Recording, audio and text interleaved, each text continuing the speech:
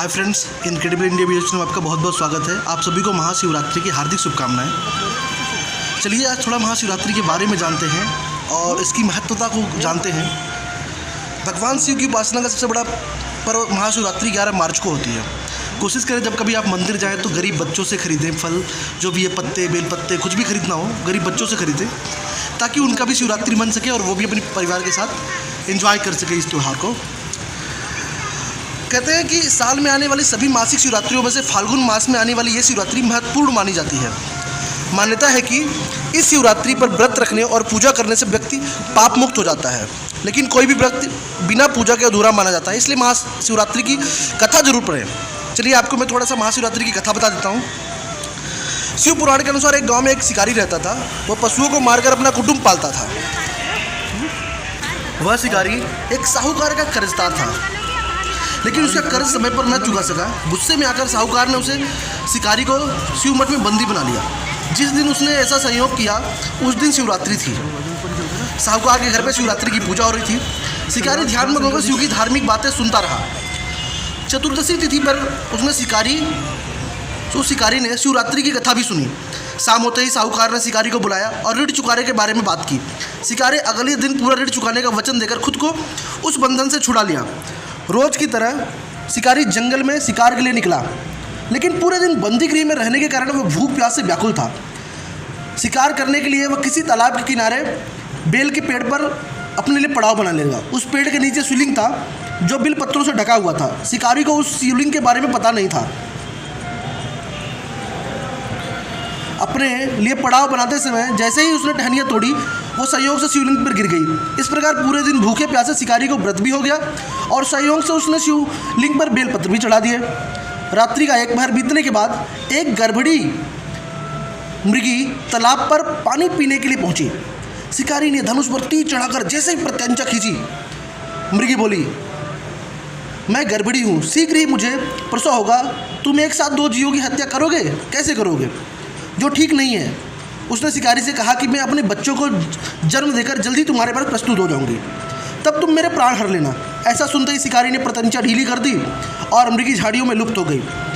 प्रत्यंचा चढ़ाने तक ढीली करने के वक्त संयोग से कुछ और बिलपत्र अनायास ही टूटकर शिवलिंग पर गिर गए। इस प्रकार उससे अनजाने में ही प्रथम पहर का पूजन भी संपन्न हो गया। कुछ देर बाद एक दूसरी मृगी वहाँ से निकली। शिकारी की खुशी का ठिकाना न रहा। शिकार को देखते ही उसने धनुष पर बाण चढ़ाया। तब उसे देख मृगी ने विनम्रतापूर्वक निवेदन किया, हे पार्थी, मैं थोड़ी देर पहले ही ऋतु से निवृत्त हुई हूँ, कामातुर बिरहिणी हूँ, अपने प्रिय की खोज में भटक रही हूँ, अपने पति की खोज में भटक रही हूँ। मैं अपने पति से मिलकर शीघ्र ही तुम्हारे पास आ जाऊँगी। शिकारी ने उस मृगी को भी जाने दिया। 2 बार शिकार को खोकर वह चिंता में पड़ गया। रात्रि का आखिरी पहर भी बीत रहा था। इस बार भी उसने धनुष से लगकर कुछ बेलपत्र शिवलिंग पर जा गिरे। उसकी दूसरे प्रहर की भी पूजा संपन्न हो गई। तब एक और हिरणी अपने बच्चों के साथ उधर से निकली। शिकारी ने फिर से तीर धनुष चढ़ाया और जैसे वह तीर छोड़ने वाली थी कि हिरणी बोली, है शिकारी, मैं इन बच्चों को इनके पिता के हवाले करके लौटाऊंगी, इस समय मुझे मत मारो। हिरणी का दीन स्वर सुनकर शिकारी को उस पर दया आ गया। उसने उस मृग को भी जाने दिया। शिकार के अभाव में भूख प्यास से व्याकुल शिकारी अनजाने में बेल पत्र बैठे बेल तोड़ कर नीचे फेंकता रहा, तो शिवलिंग पर बढ़ता रहा। वह फटने को हुई। उसने एक हृष्टपुष्ट मृग उसी रास्ते पर देखा। शिकारी ने सोच लिया इसका शिकार वह अवश्य करेगा। शिकारी की तनी प्रचन्नता देखकर मृग बोला, हे शिकारी, यह तुमने मुझसे पूर्व आने वाली 3 मृगियों तथा उसके बच्चों को मार डाला है, तो मुझे भी मारने में देरी न करो, ताकि मुझे उनके वियोग में एक क्षण भी दुख न सहना पड़े, क्योंकि मैं उन हिरनियों का पति हूँ। यदि तुम्हें उन्हें जीवन दान दिया तो मुझे भी कुछ क्षण का जीवन दान दे दो, मैं उनसे मिलकर तुम्हारे पास उपस्थित हो जाऊंगा। मृग की बात सुनते शिकारी के सामने पूरी रात की घटना चक्र घूम गया। उसने सारी कथा को मृग को सुनाई।